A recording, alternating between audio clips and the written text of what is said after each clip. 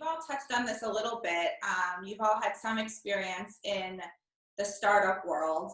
And you talked, a little bit about being nimble and taking on different roles and hats. But for someone considering maybe transitioning to a startup or looking into working at a startup, what would you say some of the most important things to keep in mind are? What are sort of some of the benefits and some of the drawbacks of working at a startup?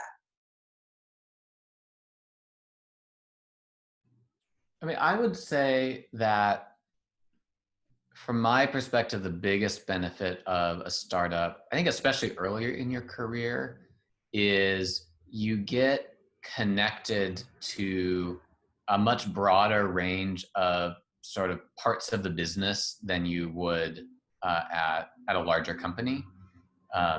So, in my first startup just out of grad school, I ended up, as one of the first few engineers, like being at board meetings and business development phone calls, and also helping to hire people, and also like going to the hardware store and buying whiteboards, like everything, right? And so I think I much more quickly than, say, at a larger company, kind of got that breadth of experience, so that as I moved into more senior roles, I really was well prepared for, a broadening role. The flip side of that is, everyone's doing a bit of everything, and there's not multiple levels of support. So you're definitely a little more on your own in terms of figuring things out. I think at a larger company, there could be management training programs, you might have mentors across the company in different roles, definitely a more formalized sort of leadership structure.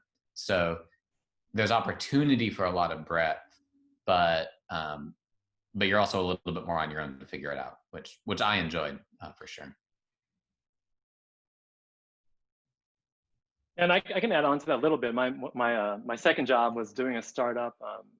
Three of us worked out of a garage for a few years, raised a bunch of money, and went through it too fast. And so I think my general takeaway from those few years, everything Ryan said, just amazing experience where you get to do way more than you would at a big company. But I think in general, higher highs and lower lows. It's a roller coaster, right? So wherever you are in your stage of life, as long as you're ready for that kind of both emotional, financial roller coaster that a startup will take you through. If you're ready for that and you're willing to take that on, I think it's just probably one of the most unique and rewarding experiences that you can do in your career. And some people worry, oh, if I go to a startup, what am I missing out on? Working at a bigger company.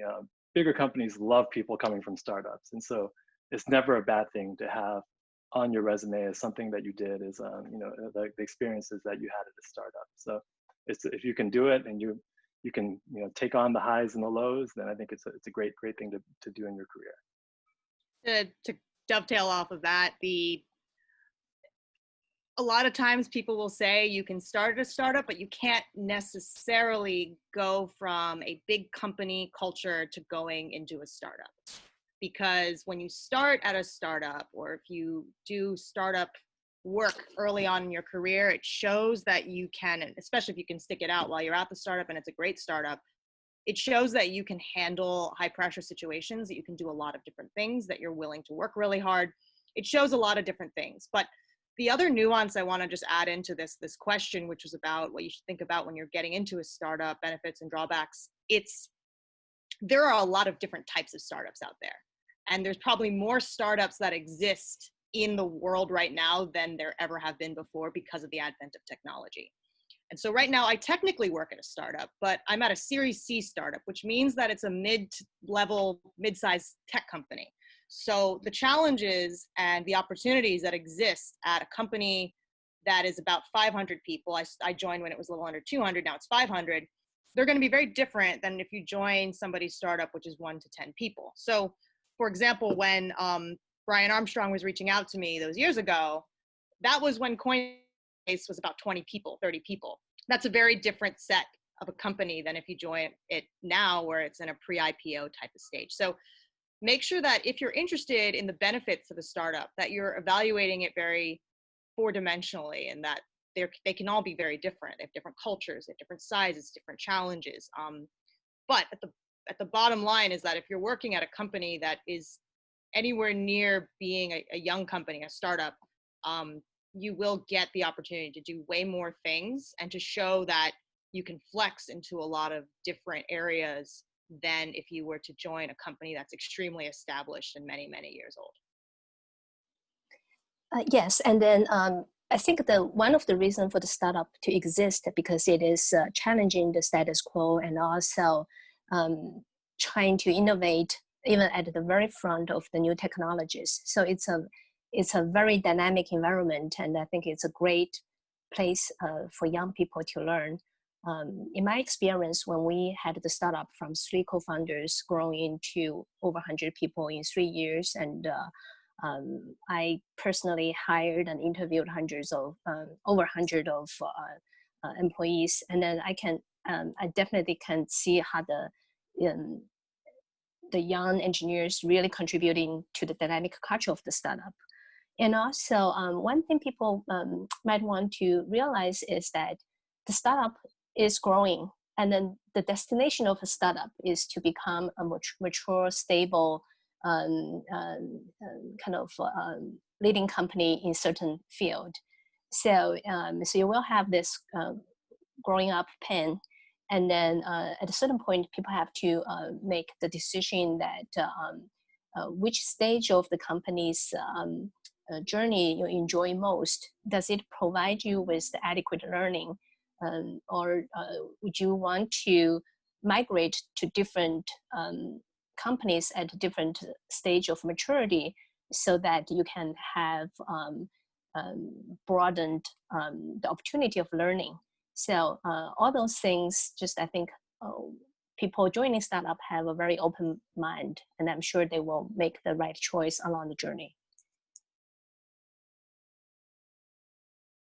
Great. Well, thank you all for all that really great information about some of the benefits and drawbacks of working at startups and some things to take into account if one were to consider going to work for a startup. So I think our audience on this call ranges from students to alumni, some who are more recent grads, some who graduated many years ago.